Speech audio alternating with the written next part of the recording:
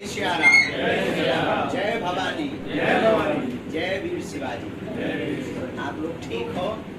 हम थोड़ा विलम्ब हो गए, संत आ गए थे, कुछ उन संतों में बैठ गए थे, इसके लिए हम पहले से ही आप सबको विनम्र क्षमा मांगते हैं।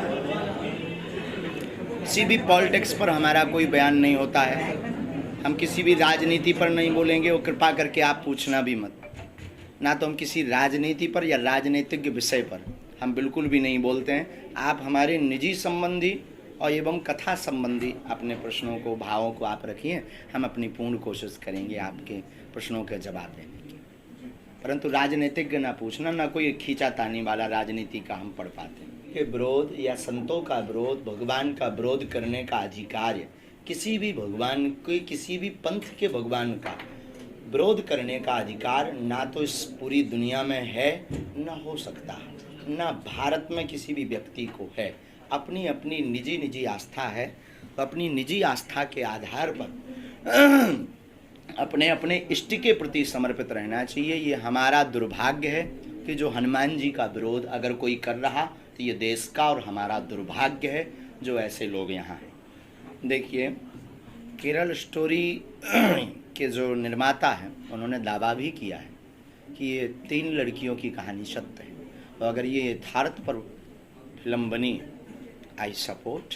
और हम यही कहेंगे कि सत्य का उजागर होना ही चाहिए, और सच्चाई एक ना एक दिन निकल कर आती ही है। और वर्तमान में प्रत्येक सनातनी हिंदू सत्य को प्रस्तुत कर रहा है। और लव जिहाद के विषय पर हम आपसे यही प्रार्थना करेंगे कि हमारी बहन बेटियों को अब जगना चाहिए। हमने एक बार एक बात बोली थी, तेल का कनिस्तर होता है, उसमें हाथ डाल दीजिए, फिर तिल के बोरा में हाथ डालिए, जितने तिल आपके हाथ में छप जाएं, इतनी बार भी कोई दूसरे मजहब या पंथ का व्यक्ति सौगंध खाए तब भी एक तिल बराबर भरोसा नहीं करना चाहिए। भाग्य है, ये हमारे आपके देखते हुए हो रहा है, ये दुर्भाग्य है। ये सब चलता रहता है। देखिए, ये सब राजनीतिक विषय बनाने की कोशिश की जाती है, लेकिन हम सबके हैं। जो भी हमारे पास आएगा हम सबका स्वागत करेंगे। ना तो हम किसी पार्टी के हैं, ना हम किसी की फिक्स एजेंडे के हैं। हमारे लिए सभी सम्मानीय हैं, और ना हम कोई धांधली फैलाते हैं, और ना हम कोई वैमनस्यता फैलाते हैं। हम केवल अपने पंथ, अपने धर्म, सनातनी हिंदुओं की एकता की बात करते हैं। और अपनी एकता की बात करना हमें लगता कि गुनाह नहीं है, और अपने इष्ट का प्रचार करना संविधान में भी है। अगर कोई विरोध कर रहा, हम भगवान से प्रार्थना करेंगे, भगवान सब पर कृपा करें। हमारे भी वो अपने हैं जो विरोध कर रहे हैं, जो हमारे साथ हैं वो भी अपने हैं, हमारा कोई भी विरोध नहीं। देखिए, भगवान ऐसे लोगों को इसलिए आपत्ति हो सकती है कि शायद वो किसी अन्य मिशन में लगे हों। विरोधाभासिक मिशन जब होता है और व्यक्ति का पूर्ण होता दिखाई नहीं देता है, तो प्रायः तो वो इस प्रकार की गतिविधियाँ करता है। व्यक्ति माध्यम होता था, ईश्वर का प्रचार होता था। आज के ज़माने में ईश्वर माध्यम है, व्यक्ति का प्रचार होता है। और बजरंग बली के ऊपर बैन लगाना या बजरंग दल एक विचारधारा हो सकती है, विचारधारा में तरह तरह के लोग हो सकते हैं, लेकिन हनुमान जी के नाम पर बैन नहीं लगा सकते हैं आप हमारे राष्ट्र में। भगवान की इच्छा, हनुमान जी की इच्छा पर हम चलते हैं, बालाजी की जैसी इच्छा होगी वैसा होगा। हिंदू राष्ट्र घोषित होने वाला है। ये हमारा कोई नया बयान नहीं है, या कोई नई तरकीब नहीं है, या कोई हमको फेमस होने के लिए हमने कोई फेम पकड़ रखा है। हमने तो महाराष्ट्र के ही वीर और महाराष्ट्र की ही धरोहर और समूचे भारतवर्ष की शान छत्रपति वीर शिवाजी महाराज का जो हिंदवी राज्य की स्थापना का संकल्प था, उस संकल्प को दोहराया है। उस संकल्प को हमने सिर्फ बताया है कि भारत के हिंदू, अगर तुम भूल गए हो तो बस अब जग जाओ। जो पूर्व काल में, पूर्व समय में हिंदवी राज्य की स्थापना की बात हो रही थी, हमने उसे हिंदू राष्ट्र के साथ प्रस्तुत किया है। अब लोगों का काम है, हिंदुओं का काम है, हिंदुओं को अगर सुरक्षित रहना है, हिंदुओं को अगर संरक्षित रहना है, सनातन को और आगे तक बढ़ाना है, तो हिंदू राष्ट्र की घोषणा करवाएंगे। नहीं तो साधु तो अपना काम करता हुआ चला जा रहा है। हमें कोई दिक्कत नहीं, नोटिस हमें स्वीकार है। हम प्रायः कभी ऐसी बात नहीं बोलते हैं जिससे वैमनस्यता फैले, लेकिन हमको बोलने का अधिकार जितना हमें संविधान ने दिया है, इस राष्ट्र में प्रत्येक व्यक्ति को है, जितना आपको बोलने का अधिकार है उतना तो हमें भी है ना। तो हम अपनी बात रख सकते हैं ना। मानना ना मानना बात, हाँ हम किसी मजहब के खिलाफ बोलें, हम किसी भगवान के खिलाफ बोलें, हम किसी पुस्तक के खिलाफ बोलें, हम किसी व्यक्ति के खिलाफ बोलें पर्टिकुलर, तो बात अलग है।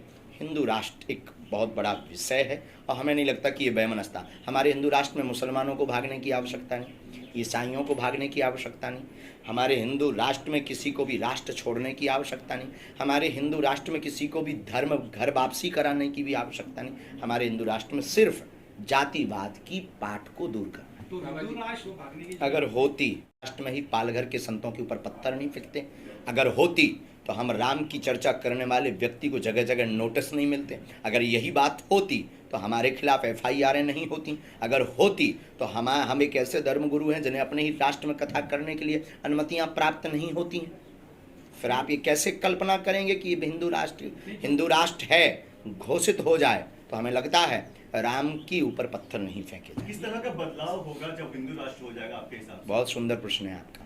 हिंदू राष्ट्र के बाद जब हिंदू राष्ट्र की घोषणा होगी तो ये जो जातिवाद की बार बार रोटियां, जो बार बार बैकवर्ड और फॉरवर्ड के नाम पर भिड़ाया जाता है और पॉलिटिक्स की जाती है, हिंदू राष्ट्र के बाद ये सब समान हो जाएंगे, हम सब हिंदू हो जाएंगे। सबसे पहले हम हिंदू हैं, हिंदुत्ववाद की बात होगी और इसमें फिर ना कोई बैकवर्ड होगा ना कोई फॉरवर्ड होगा।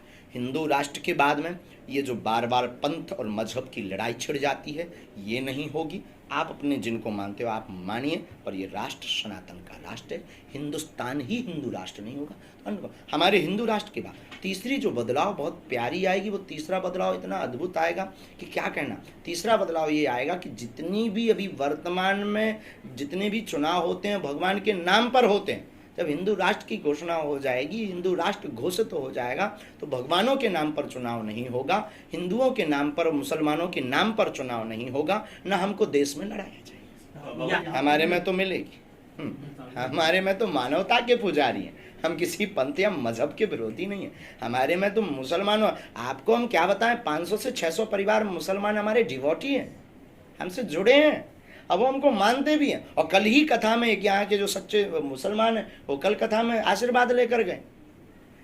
ये केवल और केवल हवा दी गई है कि हम मुसलमानों के खिलाफ हैं।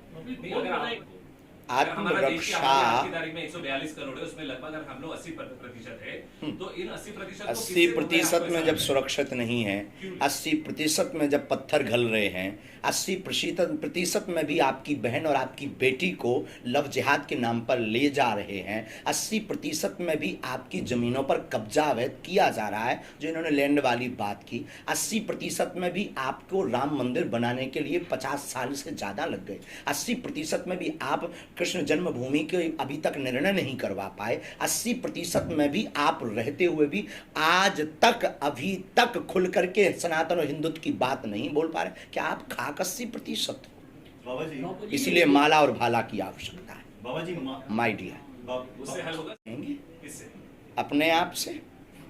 बाबा जी, महाराष्ट्र में एनसीपी के एक नेता हैं, विधायक हैं, हम किसी भी पॉलिटिक्स पर कभी बात नहीं बोलते, उन्होंने आपसे जुड़ा सवाल सीधे हम करते रहे, हम राजनेता की टिप्पणी पर जवाब नहीं देते। मुद्दा काफी चल रहा है। हमारी शादी की तस्वीर वायरल होगी। ज्यादा ही चर्चा हो रही है। हाँ, हम सिद्धांत के बहुत पक्के आदमी हैं। कुछ लोगों ने ये सब कहानियां सुन्न हो गई हैं हाँ, साहब। वो आप लेकिन चलो नई कहानी बढ़ेंगे कुछ।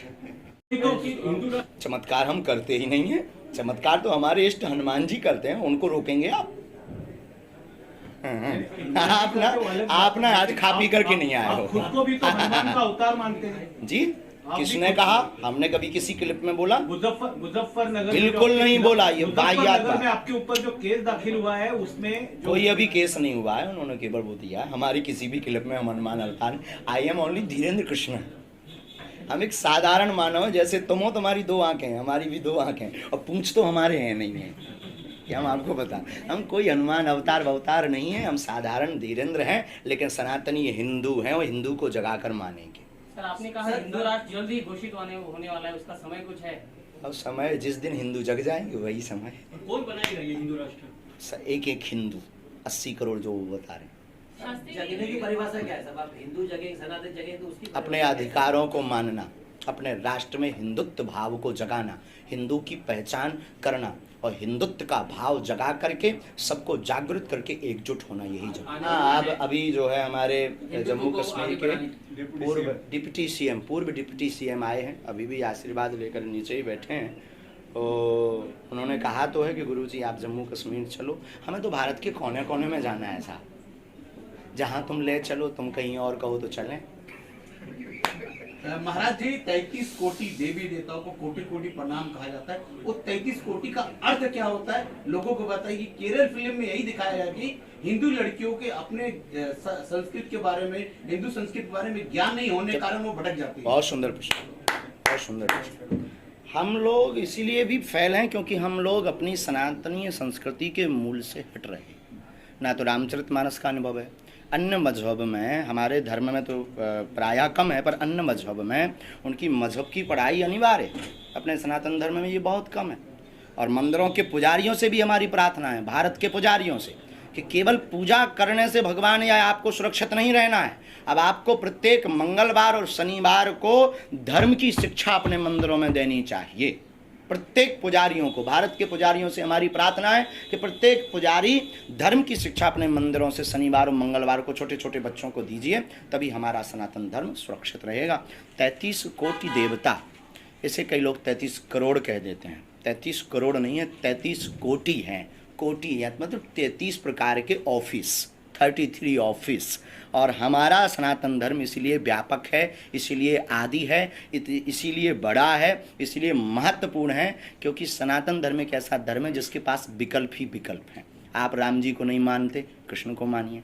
भगवान कृष्ण से आपकी नहीं बनती, हनुमान जी को जय हनुमान ज्ञान गुण सागर, उनसे नहीं बनती, आप पंडरीनाथ महाराज जी को मानिए। उनसे भी आपकी नहीं बनती, ओम जय जगदीश हरे, जय अम्बे गौरी। अन्य धर्मों में ऐसी व्यवस्था, मजहबों में ऐसी व्यवस्था नहीं है। उनके पास एक ही भगवान है, एक ही पुस्तक है। अपने पास तो 4 वेद, 6 शास्त्र, 18 पुराण, 108 उपनिषद, गीता, रामायण, महाभारत, हमारे पास अनंत बहुत सी व्यवस्थाएं। तो हमारे धर्म में ये जो वैमनस्यता फैलाई गई कि ये 33 करोड़ हैं, 33 कोटि देवता हैं, 33 प्रकार के देवता हैं। और 33 प्रकार के देवताओं का मतलब सेंट्रलाइजेशन परब्रह्म परमात्मा का है। उसके नीचे जैसे एक मंत्रिमंडल होता ना, वैसे मंत्रिमंडल व्यवस्था, जल की व्यवस्था वरुण देवता देखेंगे, हवा की व्यवस्था पवन देवता देखेंगे, वैसे ही ग्राम्य देवता, स्थान देवता, क्षेत्रीय देवता, ये कोटियाँ बनाई गई हैं। सर अपने यहाँ गुरुकुल था, गुरुकुल में बाकायदा शिक्षा मिलता है। जैसे आज की तारीख में मदरसा फैले हुए हैं, गुरुकुल खत्म हो रहा है, कहीं न कहीं ये कारण रहा कि शिक्षा नहीं मिल पा रही बच्चों को। अब मंदिरों को ही गुरुकुल बनाना चाहिए, क्योंकि गुरुकुल पद्धति को वापस लाने में बहुत समय लगेगा। हिंदू राष्ट्र में ही इतना टाइम लग रहा, इतनी आफतें हैं कि जगह जगह मुसीबतें आ रही हैं। तो अब गुरुकुल की जगह हमको मंदिरों को ही गुरुकुलम बनाना पड़ेगा। पसीना बहुत आ रहा, अब धन्यवाद, कथा में चलते हैं, फिर मिलते हैं। आपकी ओर जितना आकर्षण बढ़ते जा रहा है, मतलब जो भी मीडिया प्रोजेक्शन चला पिछले 2-3 महीने में, आपके एक साथ सारे नेशनल न्यूज चैनल पे आपके इंटरव्यूज हुए, आपकी ओर लोगों का आकर्षण बढ़ते जा रहा है। क्या ऐसा है कोई पॉलिटिकल पार्टी समूचे मीडिया जगत कर रही है?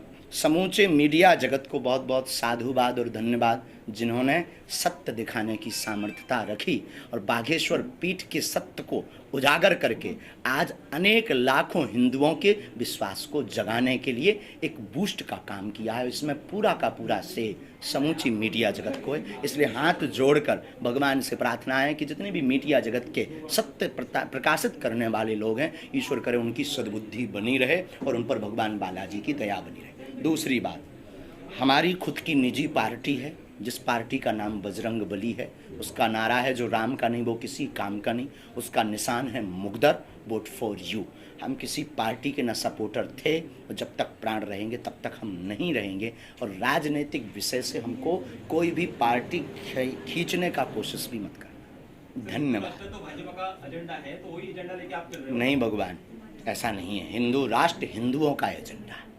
आप पार्टी से जोड़ रहे हो, ये आपकी मानसिकता है। सर आप हिंदू को कैसे करते हैं? अगर लोकसभा के चुनाव में यही कहना है कि आप सब जब तक सनातन की झंडा, सनातन की बुहार को बहाते रहेंगे तब तक हम आते भी रहेंगे। और एक दिन ऐसा आएगा कि मुंबई भी माधव नगरी बनेगी। नाम बदलने की बात नहीं हमने की है कि आप लोग फिर से ट्रोलिंग करो दूसरों। मुंबई को माधव नगरी बनाने का मतलब है धर्म नगरी। मुंबई जो अभी केवल माया नगरी कहलाती है वो माधव नगरी बने, इसलिए हम बार बार मुंबई आ रहे हैं। और फिर वही बात कहेंगे, हंसा करो हंसाया करो, बागेश्वर धाम अपने बाप का घर है, आया जाया करो। धन्यवाद।